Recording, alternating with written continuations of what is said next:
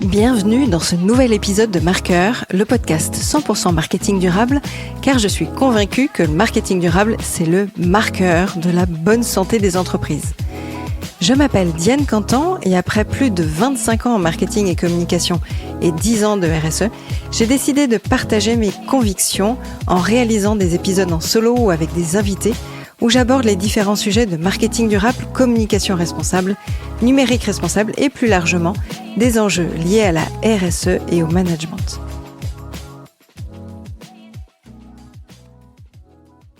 Aujourd'hui, je vous emmène dans les allées du salon ProDurable, édition octobre 2025 à Paris.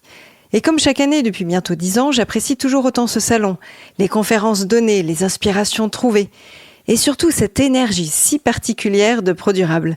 Un mélange d'urgence et d'espoir. L'urgence de transformer nos modèles et l'espoir de voir que partout, des femmes et des hommes s'y emploient avec conviction. J'ai besoin de cette respiration collective, de côtoyer des personnes qui partagent le même enthousiasme, le même engagement pour une société différente et pérenne.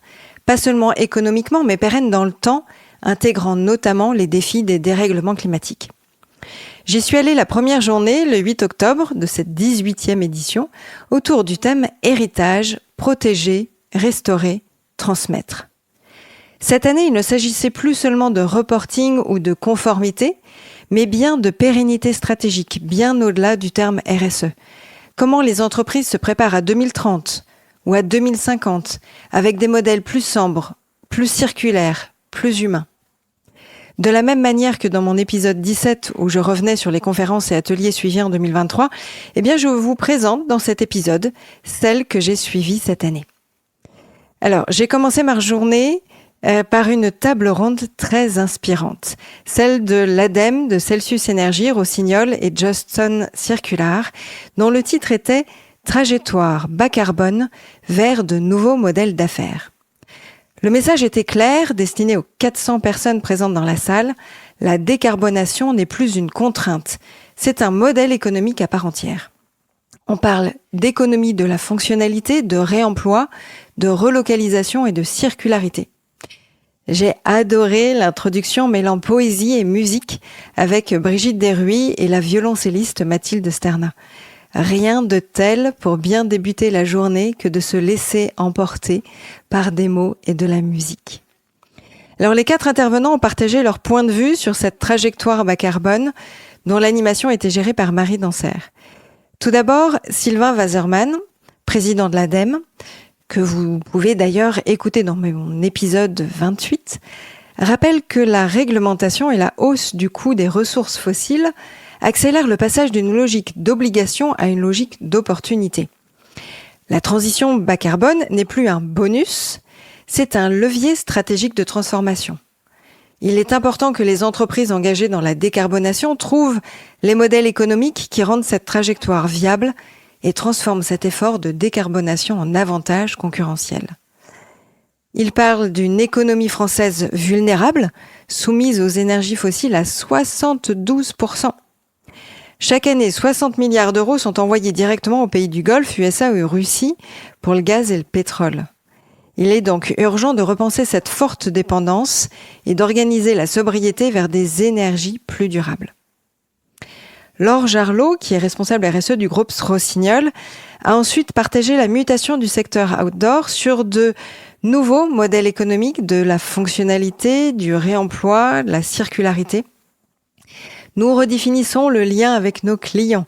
La valeur ne réside plus dans la possession, mais dans la durée d'usage et la relocalisation de la production. Rossignol travaille sur des skis démontables, recyclables, un score carbone produit, des boucles locales de réparation en partenariat avec les territoires. Depuis 2015, par exemple, les équipes travaillent sur 3 axes. En premier, repenser les produits avec un plus faible impact carbone, afficher sur les étiquettes cet engagement environnemental pour laisser aux consommateurs le choix. Et puis, pour éviter d'acheter du bois loin de France, ça fait 3 ans qu'ils plantent 10 hectares d'arbres chaque année en France avec leur fournisseur qui est devenu désormais un partenaire. En second, proposer l'usage plutôt que la vente. Nouvelle création de valeur en proposant la location. Alors, le ski, c'était déjà le cas depuis longtemps, mais aussi sur tous les vêtements et accessoires. Et puis des vélos également. Et ils mettent à disposition la seconde main. Et puis en troisième, vendre des services. Anticiper le fait qu'il y ait moins de neige dans les stations. Ils proposent le recensement de chemins pour faire découvrir de nouveaux territoires et vendent ces prestations aux collectivités. Surprenant, non, pour Rossignol ? Finalement, c'est se mettre à la place de ces parties prenantes, imaginer comment on peut créer de la valeur. C'est tester et tenter des choses différentes. Laure a réutilisé cette fameuse phrase « Il faut fermer le robinet avant d'essayer d'éponger ». J'ai été très sensible aussi à son discours de l'évolution de son job au sein de l'entreprise. Il y a 10 ans, son équipe enclenchait toutes les démarches et actions de RSE. Désormais, ils ne sont que 2 dans l'équipe. Car tous les collaborateurs se sont impliqués dans leur propre métier. Et ça, c'est aussi ma conviction profonde que le changement passe par là, par chacun. Les audits RSE sont gérés par les achats, l'ACV, l'analyse du cycle de vie du produit par la R&D, l'innovation, etc. Chacun s'y emploie. François Johnston, qui est le fondateur de Johnston Circular et du réseau européen Pact for Sustainability, a quant à lui évoqué le basculement nécessaire. Réduire, ce n'est pas renoncer, c'est créer de nouveaux récits de valeur. Son modèle met en avant le design circulaire, la relocalisation et le partage de valeur sur le long terme avec les clients et les partenaires. Ayant travaillé longtemps chez Michelin, cette démarche est forcément une référence. Au lieu d'avoir un modèle centré sur le produit, on le focus vers le service. Cela oblige à repenser l'éco-conception de ces produits, mais aussi d'allonger leur durée de vie, d'être à l'opposé de l'obsolescence programmée. Et j'adore d'ailleurs à son discours que le client est le meilleur ambassadeur d'une marque et qu'il faut co-construire tous ensemble. Il faut donc réinventer la relation client autour du sens et de la durée. Enfin, Cindy Demichel, qui est CEO et fondatrice de Celsius Energy, explique comment la géothermie devient un atout économique durable. On ne parle plus seulement de technologie, mais de trajectoire. Elle cite le projet du siège Schlumberger, où certains bâtiments se chauffent et se rafraîchissent désormais grâce à la géothermie. Au moment de la hausse des prix du gaz lié à la Russie, tous les bâtiments n'étaient pas encore avec ce système. Les coûts sur ces bâtiments ont été multipliés par 7. Alors que ceux ayant intégré la géothermie ont diminué par 4 leurs besoins en énergie liés au chauffage et à la climatisation. C'est loin d'être négligeable. Sa conviction que les entreprises doivent embarquer tout leur écosystème et surtout repenser les lignes d'investissement, car baisser les besoins en énergie, eh bien, c'est vraiment diminuer les coûts de facture, de l'investissement certes à long terme, mais nécessaire à anticiper. Alors ces 4 intervenants convergent sur un point, la transition se fera en coopération avec les clients, les territoires et les pairs. Sylvain Wasserman souligne que les collectifs, clubs trajectoires, coalitions sectorielles, etc., eh bien, sont essentiels pour partager les méthodes, les outils et les retours d'expérience. C'est d'ailleurs les désaccords qui font émerger la valeur et l'innovation. Cette table ronde a montré que la trajectoire bas carbone n'est pas qu'une simple contrainte, mais un terrain fertile pour repenser le business model, la relation client et la valeur du service. Je suis complètement en phase avec ce discours, moi qui prône un marketing durable où on doit challenger les offres de produits et de services et embarquer l'ensemble des collaborateurs. Alors, après avoir écouté ces témoignages inspirants sur les modèles bas carbone, j'avais envie de concret. Vous savez, ces outils simples qu'on peut activer dès demain dans nos entreprises, sans attendre le grand jour de la transition. C'est exactement ce que l'ADEME proposait. Rendre la RSE accessible et opérationnelle. Et là, j'ai retrouvé ce que j'aime bien, la pédagogie, le passage à l'action, la simplicité au service du collectif. L'atelier « Accélérer votre stratégie RSE avec les services numériques gratuits de l'ADEME » était franchement très bien animé. Chaque responsable des outils présentait sa solution en nous projetant sur des cas pratiques. 4 outils numériques gratuits, accessibles à tous, particuliers et professionnels, pour sensibiliser, mesurer et agir. Allez, c'est parti sur les 4 outils. Le premier, Nos gestes climat. Un outil grand public et professionnel qui permet de calculer son empreinte carbone, déjà réalisée par plus de 2,5 millions de personnes. En entreprise, cet outil devient aussi un levier d'engagement interne. En effet, vous pouvez lancer une campagne pour votre organisation de façon anonyme. Chaque collaborateur complète en 10 minutes le questionnaire que vous pourrez agréger les résultats pour des bilans d'équipe ou toute l'entreprise où vous pourrez voir des tableaux de bord communs. C'est disponible aussi en anglais et personnalisé dans plus de 15 pays. Ce site web est très utile pour tous ceux qui n'ont pas encore mesuré son empreinte carbone. Lors des ateliers d'automne que j'anime moi en entreprise, le calcul est fait par les équipes. Mais si ce n'est pas le cas, franchement cet outil est très pratique. Proposez-le dans votre entreprise. C'est une belle occasion de sensibiliser les équipes avant de mettre en place des actions concrètes de votre feuille de route RSE. Le deuxième outil, l'impact CO2. Il permet de visualiser les émissions de CO2 par thématique. Transport, alimentation, énergie, utilisable pour sensibiliser les collaborateurs, animer des ateliers ou alors illustrer des conférences. C'est notamment intéressant pour les entreprises voulant sensibiliser ces parties prenantes, collaborateurs ou clients, sur leur impact CO2 des transports. Acheminement de produits, livraison, déplacement de vos clients vers les lieux de congrès ou de formation. Les données sont fiables, régulièrement mises à jour, et vous pouvez intégrer le widget sur le site web ou l'intranet de votre entreprise. Vos clients pourront ainsi calculer leur empreinte carbone de leur domicile jusqu'au lieu de déplacement, sur un trajet en avion, en voiture, en train, covoiturage, etc. Et un kit RSE de communication est également disponible pour donner des exemples sur 4 campagnes de cette fin d'année. Alors, il y en a 2 qui ont déjà eu lieu, mais vous pouvez réutiliser les informations sur le thème de la mobilité et de l'alimentation. Et puis, les 2 autres pour la semaine du 22 au 30 novembre sur la semaine européenne de réduction des déchets et le 8 décembre pour la journée mondiale du climat. Donc ça, c'est intéressant à utiliser, à les regarder. Le troisième outil, c'est une plateforme dédiée à l'économie circulaire et la réduction des déchets. L'objectif, c'est de transmettre les informations, solutions locales, pour prolonger la durée de vie des produits avec la réparation, la revente ou le don. Vous pouvez intégrer aussi le widget sur votre site web pour aider vos clients à trouver les partenaires du réemploi, réparateurs, ressourceries, plateformes de seconde main, et ainsi inspirer et inciter à des achats plus responsables. Et alors, le dernier outil permet de trouver les aides financières pour faciliter la transition écologique des entreprises. Vous renseignez votre numéro de SIRET et vous trouvez toutes les informations nécessaires en fonction de votre secteur d'activité et de la taille de votre entreprise. Bref, 4 outils pertinents mis à la disposition par l'ADEME qui encouragent les entreprises à intégrer ces ressources dans leur stratégie RSE sans coût ni prérequis techniques. Je vous mettrai dans le descriptif de l'épisode les liens de ces 4 outils. Alors, après le pragmatisme de l'ADEME, place à l'imaginaire. Parce qu'à force de parler de bilan carbone et d'indicateurs ESG, eh bien, on oublie parfois de rêver.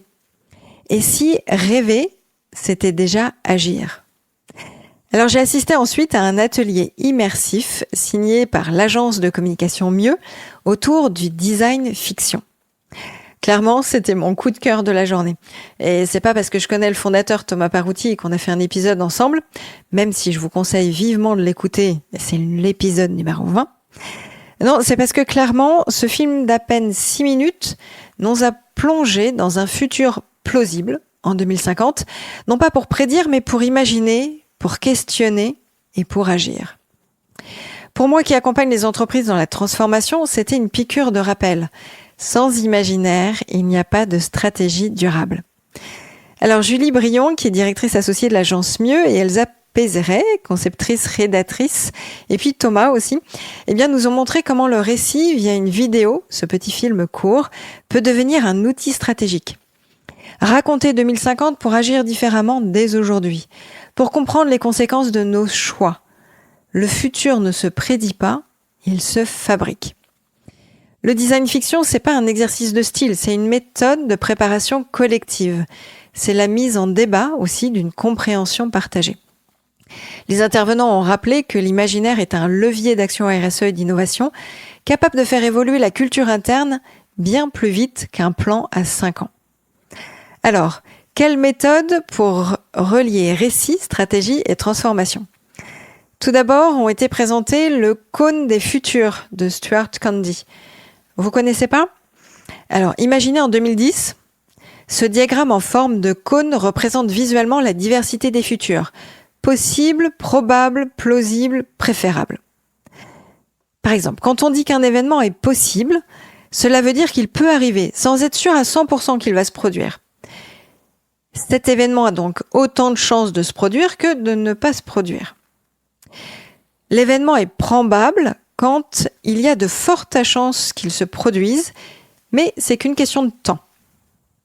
Le futur plausible, quant à lui, compte tenu de nos connaissances actuelles, pourrait se produire dans certaines circonstances. On l'imagine, mais ça reste dans le domaine du réel.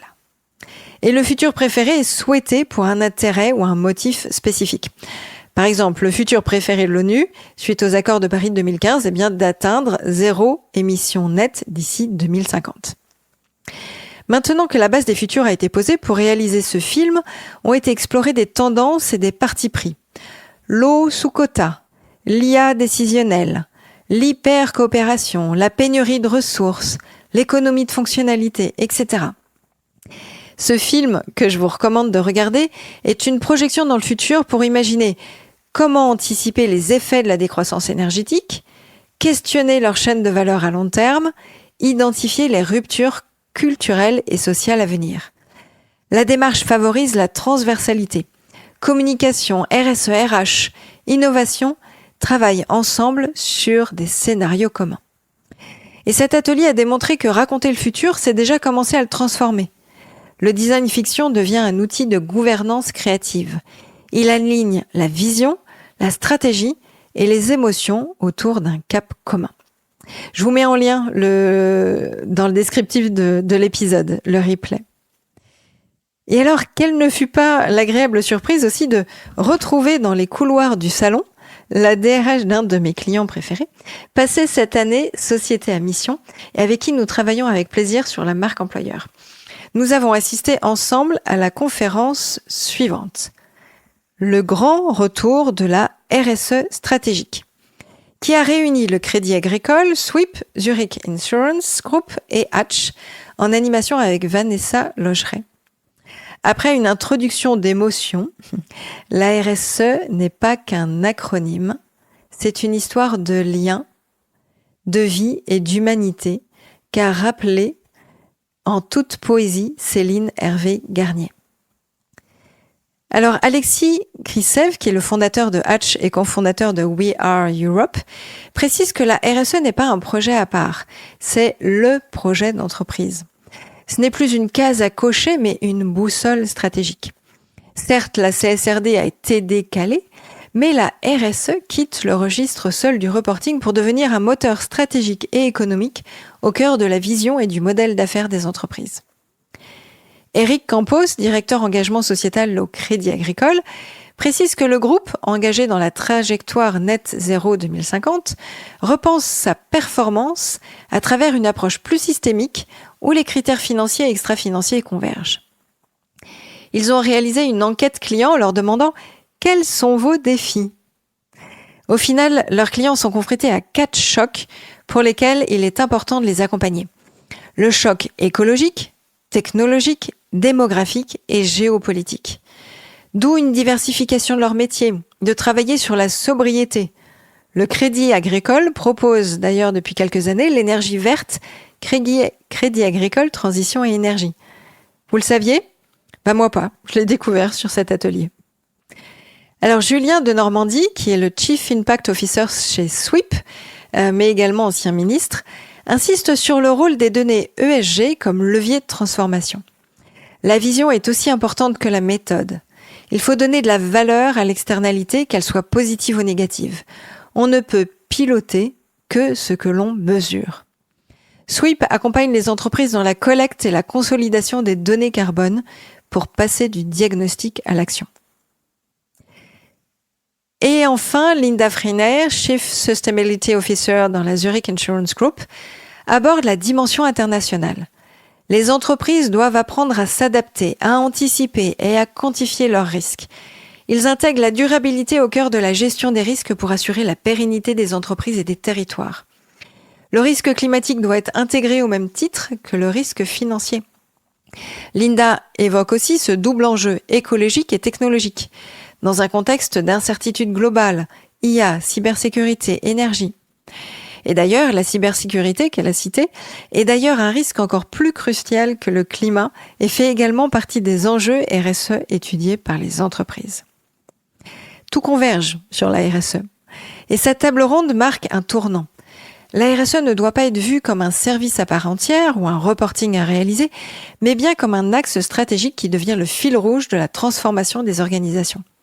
Au final, se conformer, c'est répondre à l'obligation, et on y sera soumis de plus en plus, et dans un sens, tant mieux, parce qu'on se souvient de l'interdiction de fumer dans les bars et les restaurants, ou l'obligation de la ceinture de sécurité à l'arrière des voitures. Et donc ce que l'entreprise doit faire désormais, c'est se transformer. C'est choisir ce que l'on veut protéger, restaurer et transmettre pour les générations futures. Et si vous réalisiez un séminaire d'entreprise sur le thème « Votre entreprise dans 10 ans », afin d'anticiper l'avenir et de garantir une forme de pérennité. Ce serait intéressant, non ? Pour embarquer vos collaborateurs. ProDurable, c'est aussi l'occasion de découvrir sur les 2 étages du Palais des Congrès les nombreux stands et acteurs autour de l'environnement, du social RH, de la stratégie, gouvernance et finances. Et puis sans oublier un tour sur le stand de la librairie. Mon achat cette année, le livre illustré d'Iliane Moundib, S'adapter au changement climatique, Fake or Not, publié en mars 2025. Et j'étais ravie aussi, au détour des couloirs, de retrouver Marion Ferlin qui anime un super atelier déjà suivi en 2023 et qui rencontre un vif succès chaque année, Mission Colibri, dédramatisée, expliquée et embarquée d'acteurs et compagnie. Vous pouvez écouter notre épisode numéro 29. Franchement, vous le regretterez pas. Et puis, impossible de passer à côté de ce mot qu'on entendait dans les couloirs, l'IA. L'intelligence artificielle, ce couteau suisse qu'on adore et qu'on redoute à la fois.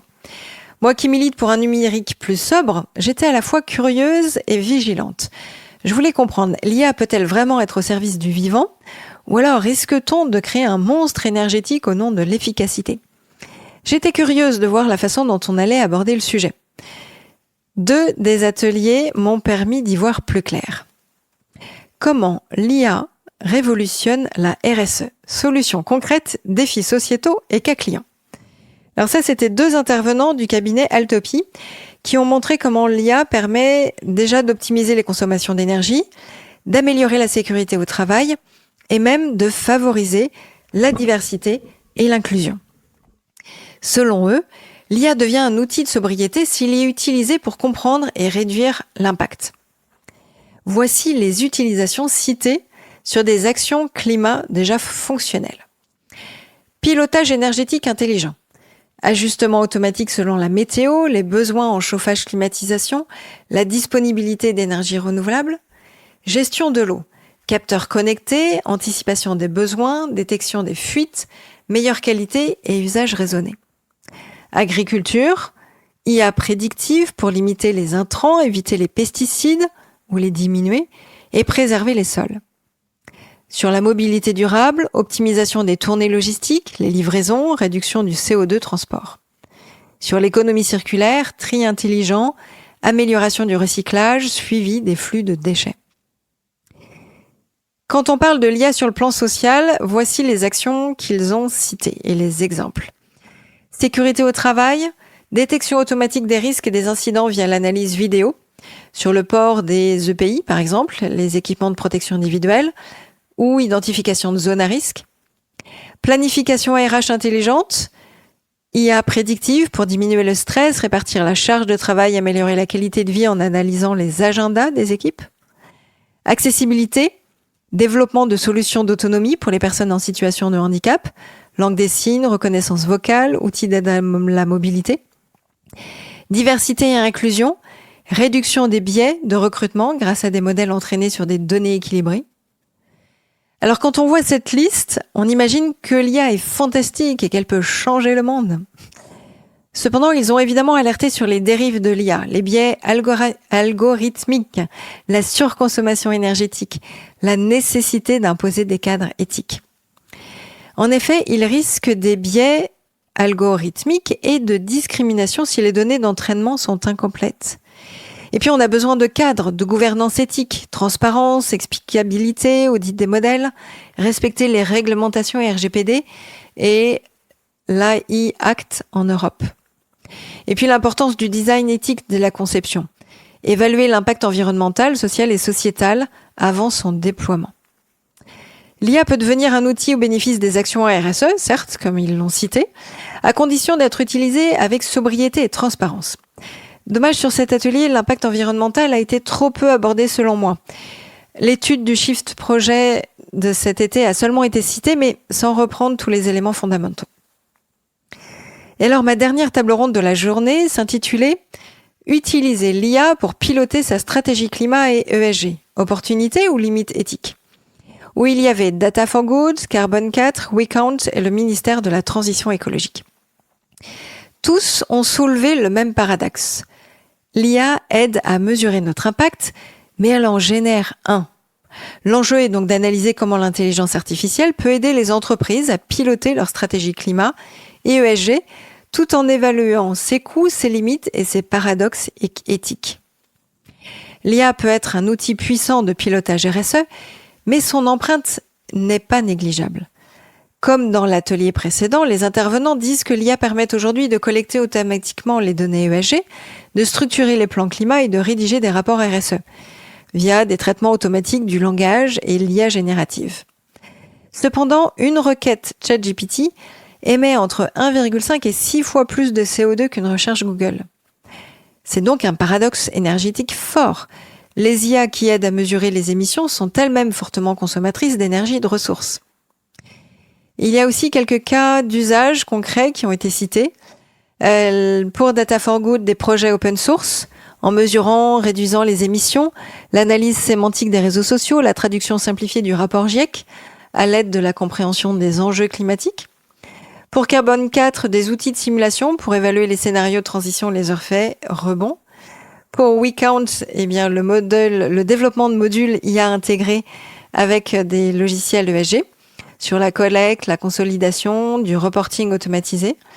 Et puis pour le ministère de la Transition écologique, l'expérimentation de POC IA pour accélérer la collecte de données climat et rendre la réglementation plus lisible.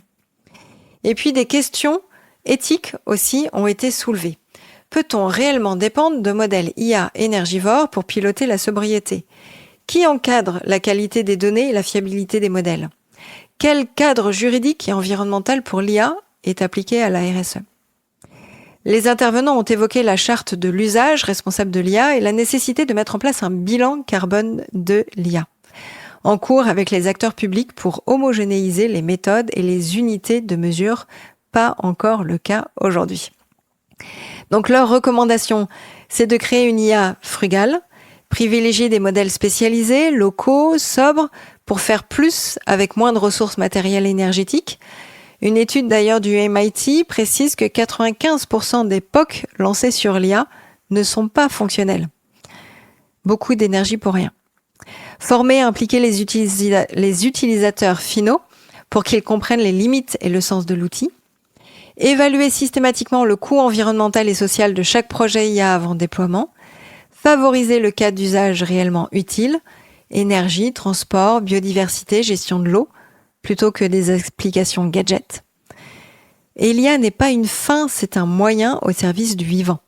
Thème qui sera forcément abordé lors de la COP30 au Brésil mi-novembre. En résumé de cette table ronde qui a posé les bases d'une IA et de la transition écologique, à la fois frugale, éthique et contextualisée. Elle ne remplacera pas la stratégie RSE humaine, mais elle peut en devenir un accélérateur si elle est gouvernée avec conscience. Et alors, parce que je peux pas m'empêcher de creuser, mais je voulais vous partager à la suite de ces 2 ateliers de l'IA quelques chiffres clés issus du Shift Project publié cet été. Parce que derrière chaque innovation, il y a une contrepartie énergétique. Et ces données, franchement, peuvent faire peur. Et il faut réagir. La sobriété ne doit pas être un frein, mais un filtre. Créer moins, mais mieux. Innover moins, mais juste. Alors, retour sur quelques chiffres à retenir de cette étude. Explosion de la consommation énergétique mondiale des centres de données. de 165 TWh en 2014 à 420 TWh en 2024, soit une hausse de 13% par an ces 5 dernières années, sans même compter les crypto-monnaies. À ce rythme, la consommation pourrait atteindre jusqu'à 1500 TWh par an en 2030, soit x 2,8 en 7 ans. Et l'IA représente 15% en 2025, là cette année, et la projection est de 35% en 2030. Ce qui devient la principale raison de la croissance énergétique du numérique. Deuxième axe, en Europe, la trajectoire est déjà hors contrôle. En Irlande, les data centers consomment plus de 20% de l'électricité nationale. C'est davantage que les foyers urbains. Et en Europe, la consommation électrique des centres de données pourrait doubler d'ici 2030 et quadrupler d'ici 2035. Cette dérive compromet clairement les trajectoires de décarbonation du continent. Et troisième axe, l'empreinte carbone exponentielle. À l'horizon 2030, la filière mondiale des centres de données pourrait émettre jusqu'à 920 millions de tonnes de CO2 équivalent par an, soit 2 fois les émissions annuelles de la France. Ce qui correspondrait à plus 9% de gaz à effet de serre par an, malgré la décarbonation du mix électrique, alors qu'en fait on devrait réaliser la moins 5% par an pour atteindre l'objectif Z0, émissions nettes en 2030. Alors les 4 recommandations du Shift Project: mesurer transparence, assurer un suivi public de la filière centre de données et la transparence des services d'IA, optimisation, concevoir des IA et modèles frugaux et réduire les impacts de fabrication, réorganisation collective vers la sobriété, définir et faire respecter une trajectoire plafond de consommation électrique des centres de données, information, formation, compétences, ne pas réorienter les ressources de formation et le débat public vers l'IA plus que la transition. En conclusion, l'an dernier, ProDurable vibrait au rythme de la CSRD. Et autant cette année, le ton a changé. On a parlé de pérennité, de stratégie long terme, de gouvernance partagée et évidemment toujours de risques climatiques. Intégrer la RSE devient une question de survie économique et d'unité sociétale. Et si l'IA nous aide à gagner du temps et peut accélérer la transition, n'oublions pas qu'elle consomme aussi toujours plus d'énergie. Car sans cadre énergétique clair, chaque requête, chaque modèle, chaque serveur rapproche un peu plus le numérique d'un mur énergétique. Le défi n'est plus d'innover vite, mais d'innover juste. Alors ProDurable, c'est pas juste un salon, c'est une communauté de passage à l'action, un lieu où les convictions s'alignent et se renforcent. Et je crois profondément qu'à force de nous rencontrer, d'échanger, de confronter nos visions, on finira par bâtir ce futur qu'on désire tant. Un futur durable, désirable et profondément humain. Merci d'avoir écouté jusqu'au bout cet épisode. J'espère que le sujet abordé vous a inspiré et donné envie de passer à l'action. N'hésitez pas à mettre 5 étoiles sur votre plateforme d'écoute favorite. Vous pouvez évidemment me laisser un message sur LinkedIn ou Instagram en m'indiquant les sujets que vous aimeriez que j'aborde et les invités que vous aimeriez entendre. J'ai besoin de vos likes et abonnements pour faire connaître mon podcast. Alors, n'hésitez pas à en parler autour de vous et à partager sur les réseaux sociaux. Allez, je vous dis à très vite. Ciao!